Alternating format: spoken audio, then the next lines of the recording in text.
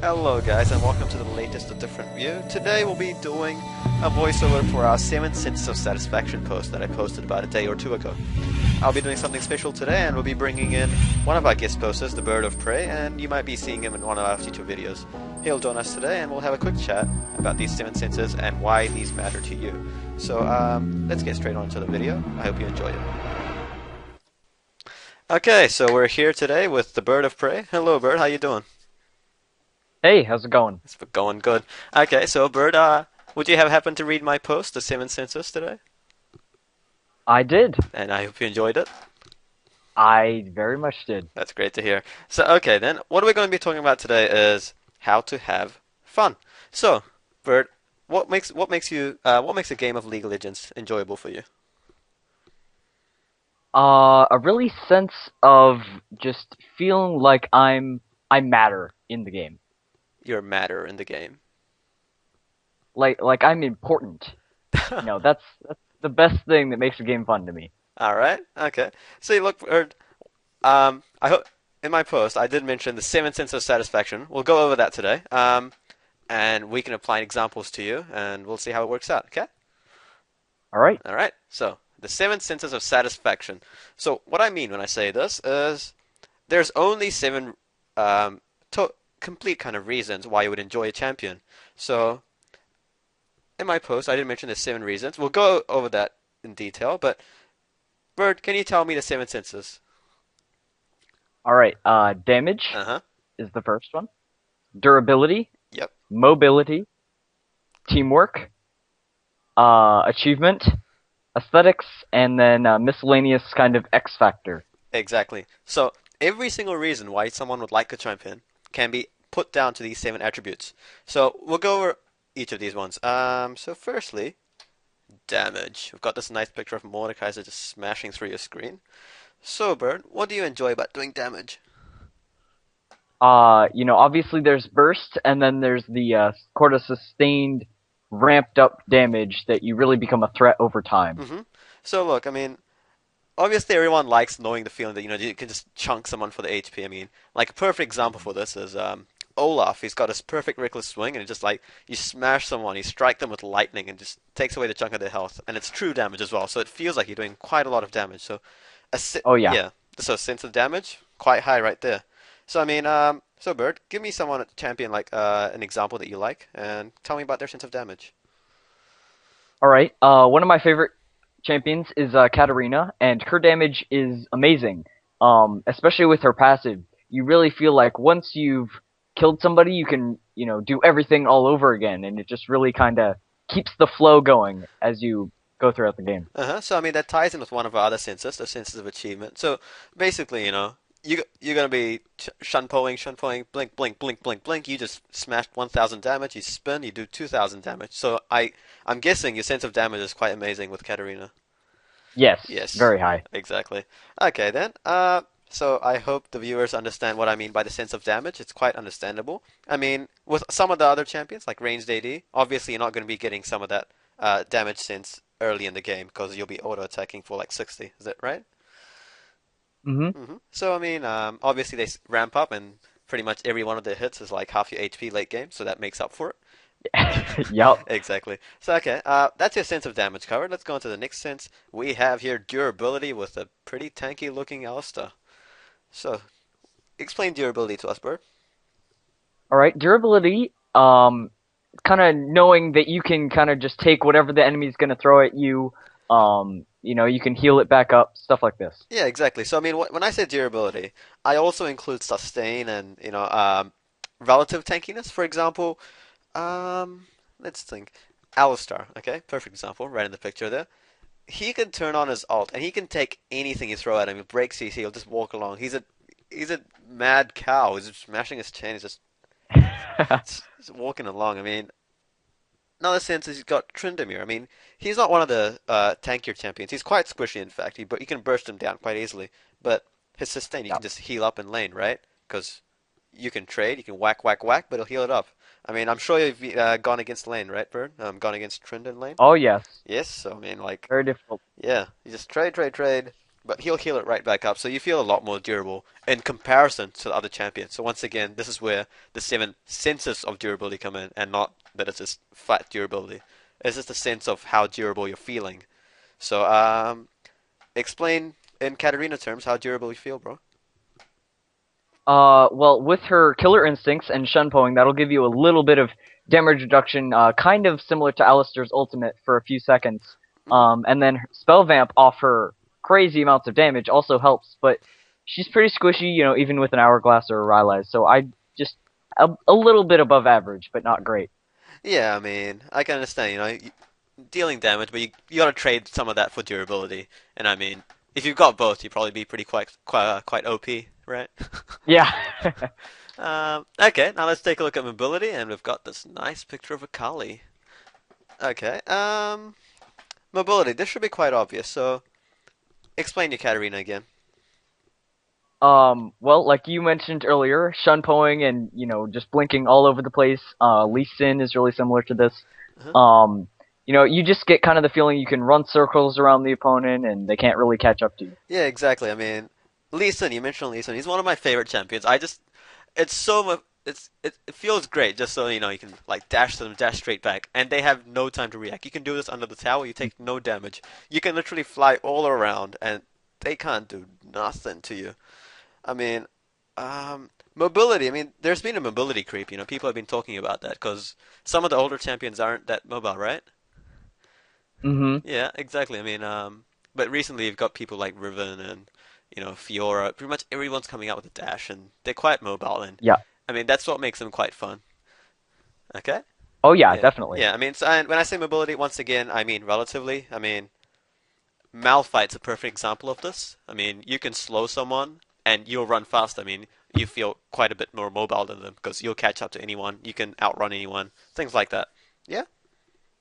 Yep, definitely. Yeah. Okay. Anything else you'd like to say, Bird? Not really. Mm-hmm. Nope. Okay, then I we'll move think we on should to move on to teamwork. teamwork. Okay, so I've got Sona because she pumps out a lot of auras. Okay. What's teamwork, Bird? Teamwork. Kind of knowing that you're helping your allies do things. Heals, CC, whatever. Yeah, exactly. So I mean, what I mean when I say sense of teamwork is the feeling you get, because it feels good to know you're helping your team. I mean, in most cases, unless you're trying to troll, um, exactly, helping a team feels good. So, I mean, that's part of the reason why I play support. I mean, you can heal your carry, you can stop the other carry from hurting you.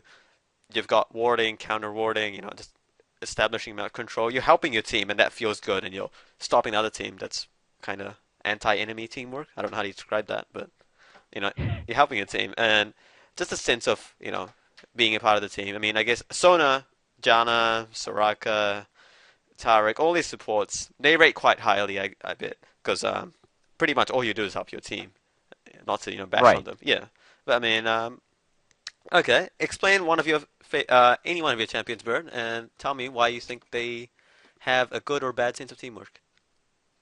Well, I'll continue with Katarina here. I don't think her sense of teamwork is very good. I think your teammates allow, the kind of teamwork aspect to be shared.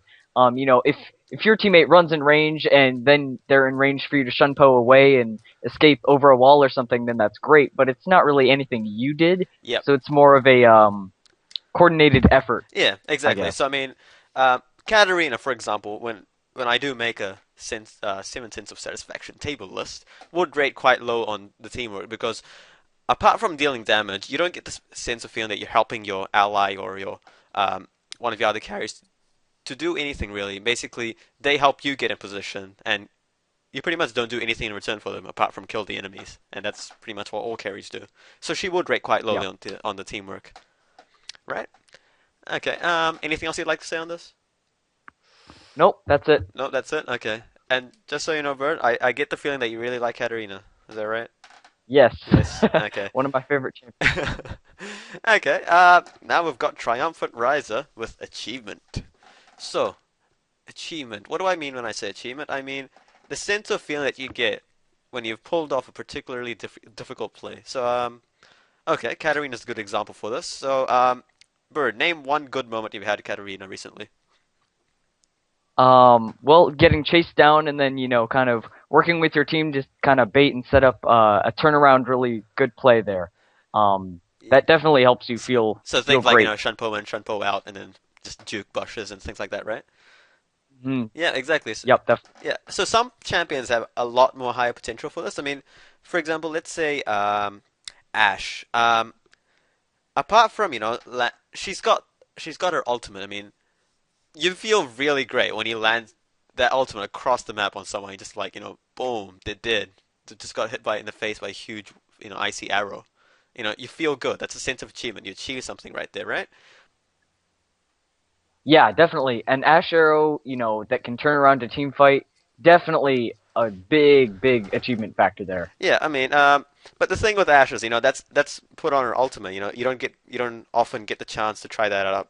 But with someone like, let's say, Akali, you've got her invisibility shroud, and you've got those dashes. You can, dash in, dash out. You can do a lot of creative things. You've got a lot of room for creative play and pulling off such difficult combos like a, Q R R Q Q Q. I mean, what is it? The double Q combo, things like that. Yeah, Yeah, I mean, yeah, you've definitely got to be a lot more decisive rather with her ultimate and kind of when and what's the best place Yeah, I mean, to use yeah, it there. there's an element of difficulty, right? I mean, this is where skill shot champions come into place as well. I mean, you play things like Cassiopeia, Israel. I mean, they're entirely reliant on skill shots. I mean, and once you get those off, just like flashing all over the place, shooting off those laser beams and those poison Yeah. clouds, and you hurt people. I mean, it's quite, Oh yeah, yeah. feels quite good. Because I mean, so achievement is, when there's an element of difficulty involved and you've done something good, it feels good. It feels like you achieved something, and that's something we all enjoy. Yeah. Yes, definitely. Yeah, okay then. So that's that sense covered. Anything else you'd like to say, Bird? Not really. Let's move on. Okay, if you say so. And aesthetics. What do I mean when I say aesthetics? So, Bird, what do you see here? Well, we see the nice glowing orb. We see the flowing tails. Right. Um, So in other words, you see a really nice, pretty looking nine-tails fox. So, yes. so what I mean when I say aesthetics is how good the characters in game. I mean, in game the sounds and animations look. I mean, I'm not interested in the look of the champion. I mean, I don't want to rate Urgot too lowly. No offense to Urgot lovers, but I'm just saying. This is all the animations and sounds. So, for example, the reason I've included Ari here is she has one of the most slickest animation sets in the whole game. I mean, you've got Energy Ball, which moves really smoothly, yeah? Yeah, they're definitely very smooth. NASA's voice falls under this category. Uh, I Stuff like this. yeah, I love that voice, man. You know what? The cycle of life and death will continue, right? We will We will live. live, they will Yeah, die. Yes. exactly. Okay. So I mean, there's lots of aesthetic things involved. I mean, there's everyone's got their champion that they play just for the animation. I mean, for me, that would be Renekton. I love his slice and dice. Just that little draw and little sound scream you get when he dash and he dash back and little, like a little spiral he does while he's dashing. That's pretty much one of the biggest reasons why I play Renekton, just because the dash looks awesome. Yeah. I mean, you must have one of Oh those yeah, champions. some people miss out on it too. Some people don't even play with the sounds on, and I Yeah. feel it kind of takes away half the game Yeah, I sometimes. mean, because So, it's a whole audiovisual experience. It's like immersive, I guess. And so you must have a champion that you really enjoy the animations for, right? yeah, I would probably say Lee Sin. Just flying around, kicking people, Yep. stuff like that. It's definitely very Like the fun. little scream, just like yeah, and just like flies out. Yeah. Yeah. I'm glad you didn't say Katarina though. Okay. Okay then. So I hope the people get what aesthetics mean. Anything else you want to say?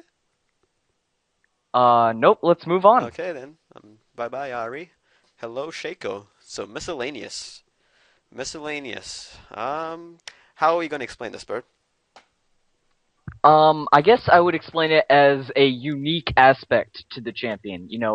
Evelyn's stealth or Oriana's ball, stuff like this. Yeah, exactly. So I mean, what I mean when I say miscellaneous is every champion has an X factor. So let's say Lee Sin is one of the only champions who's got a dash on two abilities, so you can dash in, dash out. Shaco's got his teleport, a flash and invis at the same time. Evelyn and Twitch are the only people with invisibility, like full on invisibility, I guess. Um, Oriana's the only one with a controllable ball that radiates abilities, as opposed to just radiating from herself. I mean, every champion has got something unique about them. I mean, not, it doesn't have to be completely unique, but I mean slightly unique, I guess. Like Sivir spell shield, right?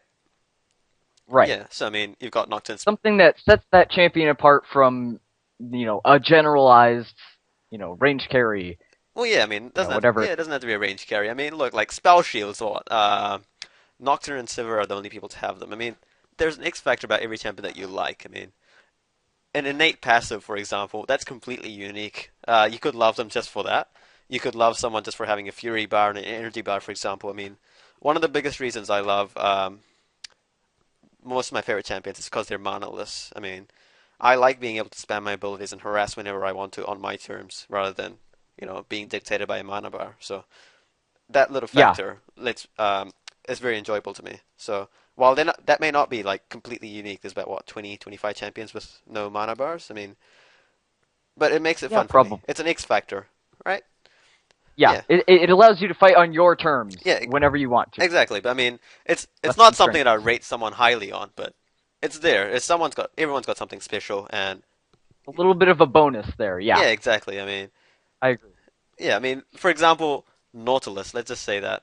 Um, there's something about just being able to just like hook someone with a big ass anchor. It's amazing. I mean, apart from aesthetics, I guess that would count as something as the X Factor because it's just amazing, right? You get the feeling of being a Yeah, big, huge also time. a big sense of achievement too. Yep, yep. Big. So yeah, big in both senses of the word. So that pretty much covers miscellaneous. Is there anything else to say on that? Nope. I would just want to say kind of what's going to be up next in the future. I'll get to that in Um, just a second, Bird. Hold your thought right there. Boom. What's next down the road? Perfect picture, right? okay. Yes. Okay, then go on. All right. So kind of, you want to be able to make it clear of how to kind of value and judge the fun value on any given character that Riot puts out. Yeah. So I mean, Um, like the reason I made this, 7 cents of satisfaction, it seems quite vague, and it is my opinion, but I wanted to be able to, release a standardized kind of criteria of how you can rate a champion. I mean, you can rate champions' damage based on the damage value and the damage scaling and their ability ratios. There's no way to rate a champion's fun value. So, what I'm basically aiming for is just release these criteria so everyone's got this kind of standardized thing they can rate it against.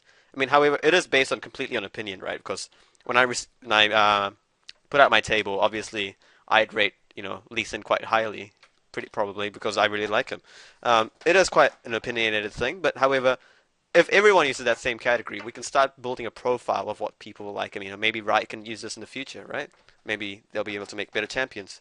Yeah, yeah, you'll yeah. definitely you'll be able to find kind of a lacking. Did we miss a possible sense or a reason or a trait that makes a champion fun that we didn't think about? Is there kind of a common element between them that you can pick up on? Yeah, exactly. We want to be able to give them the links, what everyone loves, what people don't like, what they're missing, hopefully help Riot, hopefully help ourselves by helping Riot, and then, by helping ourselves, we help ourselves some more by being able to play these fun champions. If that made sense. So, Yep, anyway, we'll come to the end of this video. Thank you for joining me, Bird. I hope to see you in more of my videos. yep. Thank you for having me. That's great to hear. So, look, thank you for watching this video, people. If you did like it, like. If you want to subscribe, I guess. Like, subscribe, favorite, comment, anything you want. Email me if you have any questions. Bird of Prey does make his own guest posts on my blog. If you haven't noticed, he's made a couple already. They're quite good. Anyway, I hope you enjoyed the video. I'll see you next time. Thanks for watching.